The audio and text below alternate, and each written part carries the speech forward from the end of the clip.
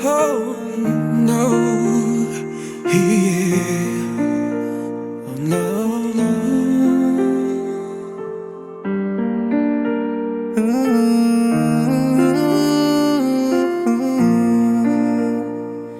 Hey, no.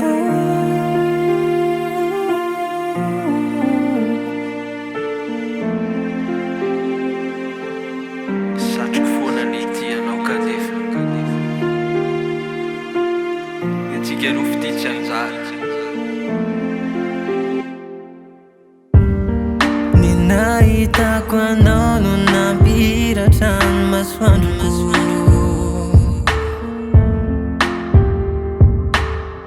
Ny masonao mijery ahy manambara no aviko.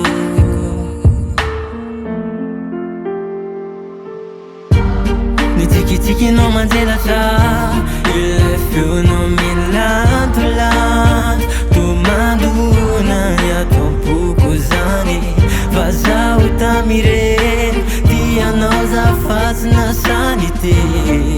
Ka niraikitra atom-poko ireny sangisangy teny mamy nataoko anao. Ka mbola tiako iverina foana, ny foko efela be no tafalatsaka taminahy. Ka babonao aho, zay koratsy sapanao tokony foko mahitanao. Mila otsotra zany, zay koratsy sapanao fa zah efela be no tianao. Ka ny azo atao mety mangina, zay koratsy sapanao fa tokony foko mahitanao. Mila otsotra zany, zay koratsy sapanao fa zah efela be no tianao. Ka ny azo atao mety mangina.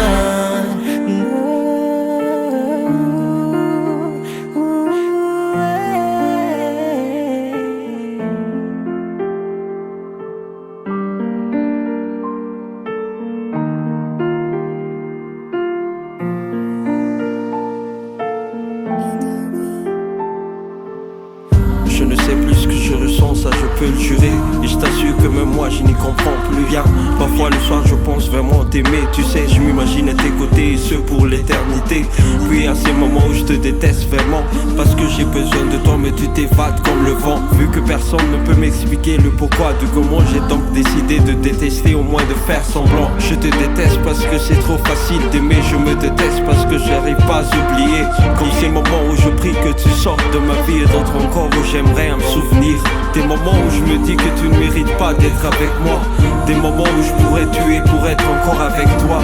Y a trop de peine, de détresse, mon cœur est aux abois. Je te déteste au point de t'aimer malgré. Zay koratsy sapanao tokony foko